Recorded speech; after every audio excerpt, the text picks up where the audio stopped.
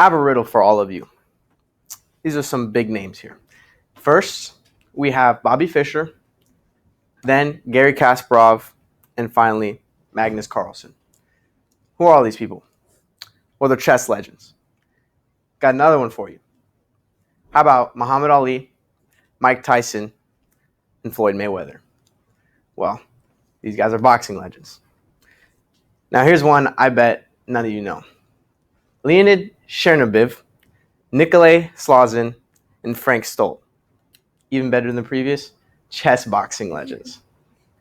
Now, if I were to ask many of you, I'm sure you've never heard of chess boxing, but I'm here to tell you today that it is a real competitive, serious sport. Now, I'm not a chess boxer, but I love chess. When I was 7, my dad taught me how to play. I beat him for the first time at 13. I won last year the Metro City Chess Championships, but you put me in a boxing ring and I am for sure going to get KO'd.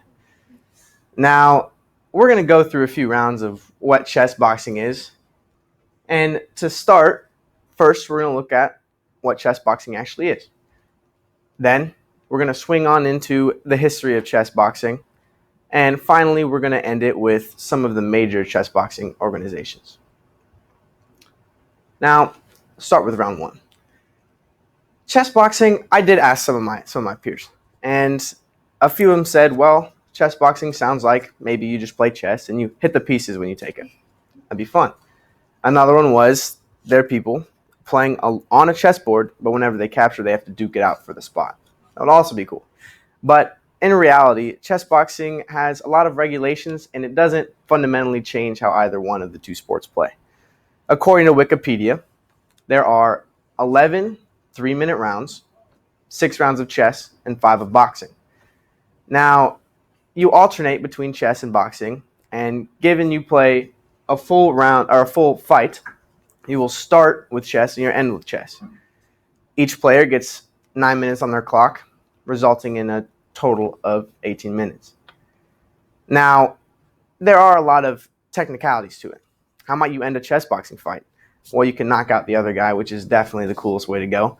Or you could checkmate him, or the other player could run out of time. Now, let's say there's a stalemate.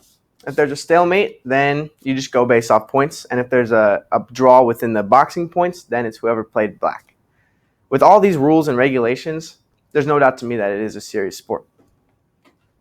Next, we're going to look into the history of chess boxing. Chess boxing kind of sounds like something that could come straight out of a comic book. And in all reality, that's exactly where it came from. In 1992, there was a comic release called Freud Equator. It was released by Enki Bilal, who was a French writer. It follows a chess boxing tournament.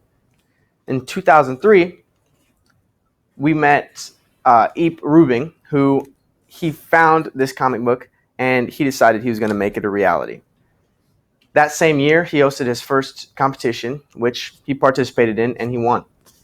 After this, he founded the World Chess Boxing Association. World Chess Boxing Organization, which we'll go into in further detail a few rounds down the road.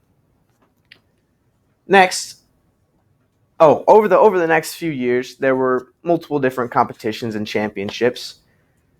And according to Chess Boxing International, today there are 3,500 fighters, 146 referees, 12 federations, and 3 sports marketers. In 2006, they held their first major championship that got its first attention. Over 800 people visited an arena in Germany. In 2008, there was the first marketing company that was exclusively for chess boxing. And today, it's a phenomenon that brings considerable attention. Now we're going to move on to some major organizations involved. To begin, as I talked about earlier, we have the World Chess Boxing Organization. As we know, this was founded by Mr. Rubin, and this is the major organization involving chess boxing. Next, we have the World Chess Boxing Association. Now, the World Chess Boxing Association started with the WCBO, and they ended up branching off in order to bring more attention to the sport. If there's a champion from a championship, both organizations will recognize the champion. Next, we have the London Chess Boxing Organization. According to the Guardian, which is a European newspaper, London chess boxing is a little different. They've been doing it for a little bit longer. Apparently, they've been doing it since 1992. There were a few high school brothers who liked chess and they liked boxing, so they decided to do it at the same time. But they never made it a global phenomenon like the WCBO did. Finally, we have Chess Boxing Global. They are the sports marketing agency affiliated with chess boxing. They're the reason so many people are involved and so many people are interested, and hopefully all of you will become interested. To summarize, this sport is a sport that I would like to do someday and that I think is very interesting. In round one, we discuss what chess boxing actually is. In round two, we took a look at the history of chess boxing. And in round three, we looked at the major organizations involved. Now that we've duked it out a little bit and discussed what chess boxing is, I hope that each and every one of you can walk out with a different sort of appreciation than you had beforehand. Thank you for taking a little bit of time out of your day to learn something new.